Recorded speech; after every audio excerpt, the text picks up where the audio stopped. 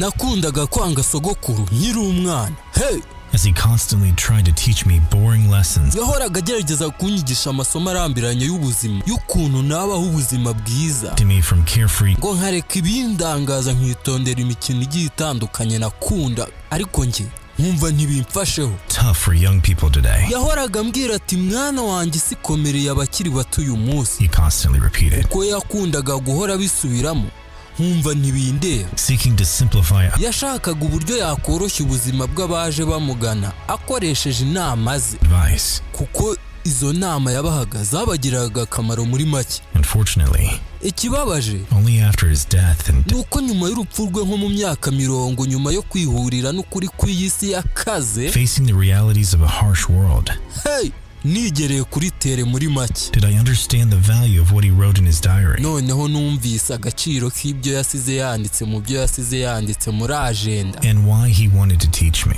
n'impamvu yashakaga kunyigisha. Ikirenzeho yubashywe n'igiturage cy'iwacu cyose mu Kagigi, A sage man nk'umugabo w'umunyabwenge wari wifitiye ubwanwa bwujemo imvi, who wanted me to understand these life lessons as soon as possible. wifuzaga ko nsobanukirwa aya masomo y'ubuzima vuba aha bishoboka. Listen carefully, son. Listen carefully, son. And remember this.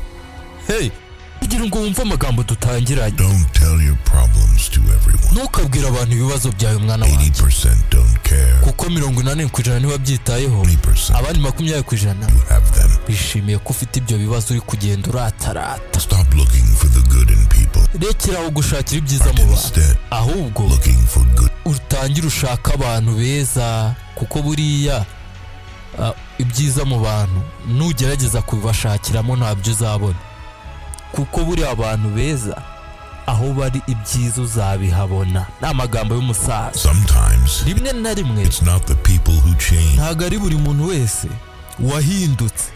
Hari ukuntu ugera ku nshuti zawe ugatangira ukaba se ko mwahindutse noneho wagwana. It's the mask Ahubwo ni maske baba bambaye that falls off. ziba zivuye ku masura yabo, baza biyambitse uruhu rw'intama. It's not the people who change. Still ni wa muntu, ahubwo nuko It's the mask that akamaske cyangwa se uburyo yaje yishushanyije falls off. biba bimuvuyeho. You have to do what is right for you.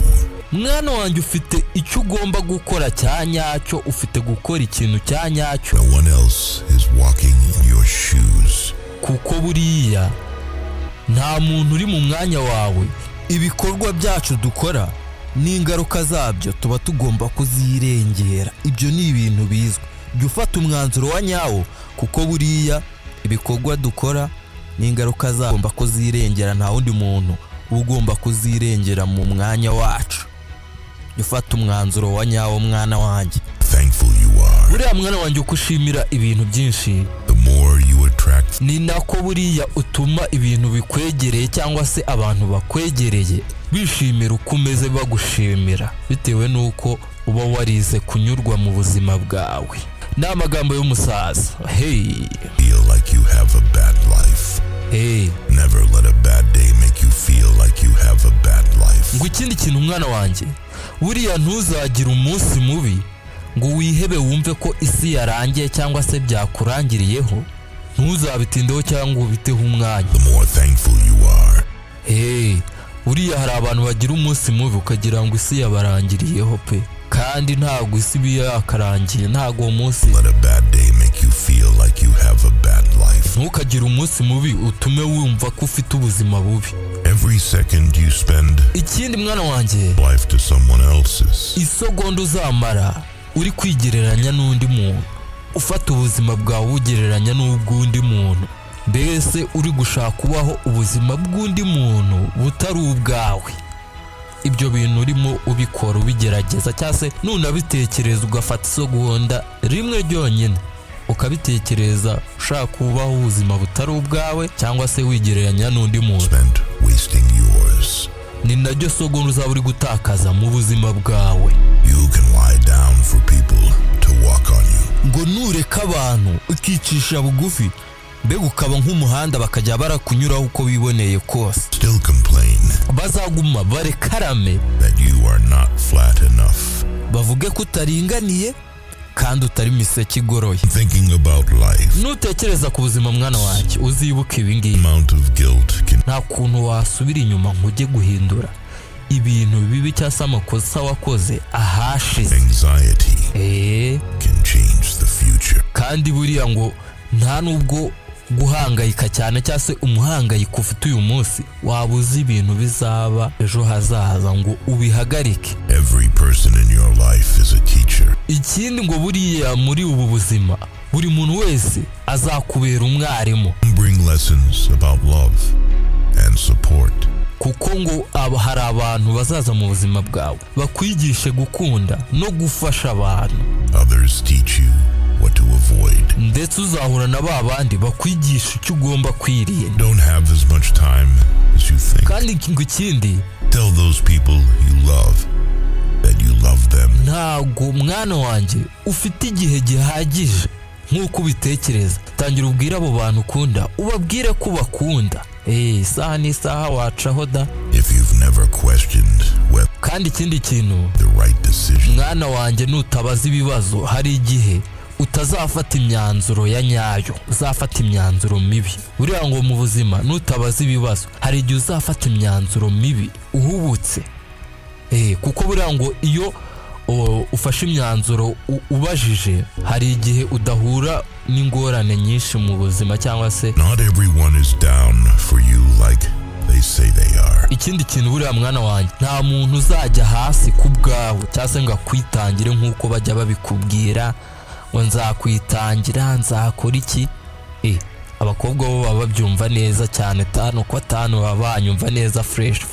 Never trust what someone says. Ikindi kintu mwana wanjye ntukizere ibyo abantu bavuga. Ntukizere ibyo abantu bakubwiye byose. Oya, Watch what they do. ujye ureba ibintu bakora. Buri umuntu ashobora kukubwira ikintu ukacyumva. Abantu baravuga bakavuga ariko ngo ntukizere ibintu abantu bakubwiye, ahubwo ujye ureba ibintu bakora bimeze bite wagwana. Enough to make them love you back. Ikindi buriya ngo ntiwakunda umuntu ngo umukunde urukundo ruhagije. Urugero, niba nkukunda ntabwo nagukunda urukundo ruhagije rwatuma unkunda nk'uko nkukunda. Careful with your words. Ikindi ngo ujye witondera amagambo yawe, They are said kuko bajya bavuga ngo can be only forgiven, ashobora kubabarirwa forgotten. ariko ntago ashobora kwibagirana ikintu uvuze. Umusaza ni umunyabwenge ati mwana wanjye hari ibintu ugomba kwitondera muri ubu buzima. Ngo abantu benshi babayeho bavuga. Ndagira ngo uzitondere ikintu kimwe mwana wanjye. Never trust what someone says. Ntukizere ibintu abantu bavuga, ahubwo ujye ureba ibintu bakora. Ni umusaza. Be careful with your words. Tangira witondere amagambo They yawe, are said kuko bajya bavuga ngo can be only forgiven, ashobora kubabarirwa not forgotten. ariko ntago ashobora kwibagirana amagambo uvuga, ibyo wavuze. Don't let someone who did you wrong Ikindi kintu buriya ntugatuma umuntu akwibeshyaho akeke ko uciriritse muri make. Tangira ujye wiha agaciro, wumve ko agaciro ugomba kukiha, value you. kubera ko nutiha agaciro nta wundi muntu uzamenya agaciro kawe. Ikindi kintu, Worth, even if they don't. jya umenya agaciro kawe niyo yaba nta mbega bataguha agaciro, ujye ukiha. If you're willing to sacrifice what you want most for what you want now, Nushaka gutamba ikintu ushaka ako kanya ukirengagiza intego zawe ushaka kuzagiraho ahazaza. please be filled with disappointment. Ahazaza hawe hazaba harimo imyangaro, ntiwibwire ko uzagira ahazaza heza mwana wanjye. Be single with peace of mind. Ikindi ujye uba wenyine wifitiye amahoro, Be better than having a kuko buriya kujya mu mubano cyangwa se gukundana n'umuntu utuma ubuzima bwawe buba bubi, jya uba uri wenyine naho kugira ngo ube uri kumwe na wa muntu utuma umva nta gaciro ufite cyangwa se udakunzwe. have to say no, Rimwe na rimwe uba ugomba kuvuga nor the guilt trip that kugira ngo ugire ibintu bimwe na bimwe cyangwa se imitego n'imwe wirengagiza. right thing and the hardest thing are the same. Bajya bavuga ngo ikintu cya nyacyo ngo ni ikintu gikomeye, ibyo bintu byose ngo bikomeye kimwe. uzabona umuntu ajya gufata imyanzuro ubone byamugoye cyane, birakomeye gufata imyanzuro ya nyayo cyangwa se no gukora ikintu cya nyacyo, usange byamugoye nka wa muntu uri gukora akazi nawe kamugoye bya hatari. Ibyo bintu byose ngo ni kimwe. What you do today ngo icyo ukora uyu munsi prove all your tomorrow. buriya ngo icyo ukora uyu munsi nicyo kigaragaza uzawuriwe ejo. Ni ibyo abwira umwana we. Your situation will keep repeating itself until you learn your lesson. Ikindi kintu mwana wanjye ngo buriya ngo mu buzima ngo hari igihe rimwe na rimwe hari situwasiyo mbi cyangwa se nziza twisangamo iguma isubiramo buri gihe paka igihe ibyo bintu isomo bishaka kukwigisha urifatiye. Be punished for your anger. Buriya ngo ntabwo uzahanwa kubw'umujinya wawe, oya, ahubwo wowe ubwawe will be punished by your anger. wowe ubwawe uzahanwa n'umujinya wawe. Kuko buriya hari abanga bajya bavuga ngo umujinya ni igihano wihereza cy'undi muntu. Umuntu agukoreye amakosa uramurakariye, wowe nta kibazo afite, ariko wowe buri kwiyica buriya. It doesn't matter hari ukuntu buri kwiyangiza wowe ubwawe utabizi. if you're right sometimes. Kandi wakurakaje we yimereye neza. Ibyo biba. It doesn't matter if you're right sometimes. ngo rimwe na rimwe ngo nta kibazo kuba ibintu bimeze neza. The people you hang around will shape your life in more ways than you know. Kuko buriya ngo abantu bakuzengurutse cyangwa se abantu bakuri iruhande, mbega niba uzengurutswe n'abantu beza bazahindura isi yawe mu buryo utatekerezaga. Nabwo niba uzengurutswe n'abantu babi ubuzima bwawe bazabwangiza mu buryo utatekerezaga cyangwa se mu nzira utatekerezaga. Niba uri kumwe n'abaswa hari igihe uzashiduka wabaye umuswa. Niba ugendana n'abahanga cyangwa se ukunda kuvugana n'abanyabwenge hari utuntu uziyongeraho mu buzima bwawe. Ujye utekereza rero kabiri mu bantu bari kuri iruhande cyangwa se abantu muri kumwe, ubitekerezeho kabiri. Sometimes there's no right decision to. Buriya ngo rimwe na rimwe hari igihe nta myanzuro ya nyayo, nta mwanzuro wa nyawo uba ugomba gufatwa. In those cases, ngo muri icyo gihe ujye ufata umwanzuro and then you work to make it right. ubundi ukore ikintu ubona ko nyine ari icyanyacyo wowe, kuko buriya buri muntu wese agira umutima nama, si byose. The great mistake you can make in life Buriya ngo ikosa wakora mu buzima will make one. ni ukugira ubwoba bwo kuba wakora ikintu runaka cyangwa se buriya ikosa rirenze mu buzima wakora ni ukugira ubwoba bwo kuba wakora ikosa. Kuko buriya nta muntu udakosa mu buzima, kuko iyo udakosheje buriya nta nubwo wiga ikintu, nta kintu wakiga. Buriya turakosa kugira ngo twige. Be content and happy by yourself. Ikindi kintu mwana wanjye, tangira wumve ko ibyishimo ari wowe uzabyihereza. If you need a company to be happy, kuko buriya ngo niwumva ko uzishima uri kumwe n'abandi bantu, uri kumwe n'inshuti zawe, then it will make you weak. ngo ibyo bintu bizakugira umunyantege nke. You're not responsible for what other people expect from you. ntabwo ari inshingano zawe zo gukora ibyo abantu bakwitezeho muri make. Not every thought needs to be expressed. Ikindi buriya ngo ntabwo ari buri gitekerezo cyose cyangwa se ntabwo ari buri kintu cyose bavuze ngo bakeneye ibitekerezo byawe cyangwa se ibitekerezo byawe ngo ubishyire hanze. There are things in life we don't want to happen, ngo hari ibintu tuba tudashaka ko biba accept. ariko tukabyakira. Things we don't want to know, ibintu tudashaka kumenya have to learn. ariko dufite kwiga. And people we can't live without, abantu tudashobora kubaho tudafite let go. ariko dufite kureka bakagenda. Umuntu nta gasomo ukuyemo. Kubura ngo muri ubu buzima hari ibintu uba udashaka ko biba ariko ukabyakira nyine kuko ntacyo wabihindura. Hakaba n'ibintu uba udashaka kumenya ariko uba ufite kwiga uko byagenda kose muri ubu buzima. Ikindi kintu ngo abantu tudashobora kubaho tudafite ariko dufite kureka bakagenda. Urugero abakunzi, ababyeyi baragenda da. Wese nujya gushaka uzajyana n'ababyeyi bawe. Teach you lessons about life. You won't understand it until until you go through it on your own. umva kandi kantu yabwiye umwana ati mwana wanjye ntacyo bitwaye uwo ari we wese yakwigisha isomo ry'ubuzima You won't understand it ahubwo ushobora kutaryumva until you go through it on your own. paka igihe wowe wabyinyuriyemo ubwawe ukabona gufata isomo bya bindi ngo umuhana avayo ntumuhana ajyayo hagiye baguhana ujyayo ukumva nturi kubyumva neza ariko baguhana uvayo kumva uri kubyumva 5/5. Start your life over anytime you want. ngo buriya kandi ikindi kintu ushobora gutangira ubuzima bwawe igihe cyose ushaka You can start being the person you actually want to be today. ntuzatekereze ko hari igihe nyacyo ushobora kuba umuntu ushaka kuba we uyu munsi niba ufite intego ukaba wati wenda njyewe ndashaka kuba umuntu witonda uwo munsi ushaka wabitangira ntago bisaba igihe kirekire Right now, ako kanya ugahita ubitangira the people who ask the most from you ngo buriya bajya bavuga ko buriya abantu bagusaba ibintu byinshi cyane are the people who do the least for you. ari nabo bantu bagukorera ibintu bike cyangwa se ari nabo bantu ukuraho ibintu bike muri ubu buzima Never sacrifice these 3 things: mwana wanjye ntuzatamba ibi bintu bijya kukubwira your heart umutima wawe or your dignity. cyangwa se agaciro kawe ibyo bintu ntuzabitambe umuryango umutima wawe n'agaciro kawe. Always look at where you're going, not where you've been. buri gihe ujye ureba aho uri kujya ariko ntukareba aho uri cyangwa se aho uvuye. The 3 types. nuko biba bimeze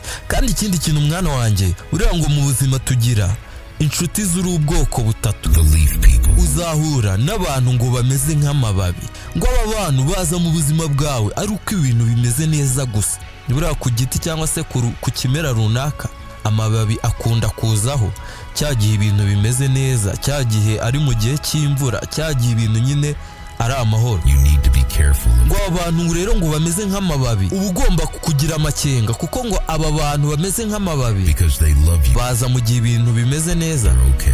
noneho byagera mu gihe But when the cy'umuyaga cyangwa se cy'amakuba they will leave you. bakagusiga. uzareba hari amababi aza ku giti noneho umuyaga waza ayo mababi yose ugahita uyahungura ku giti, igiti kigasigara nta mababi menshi gifite.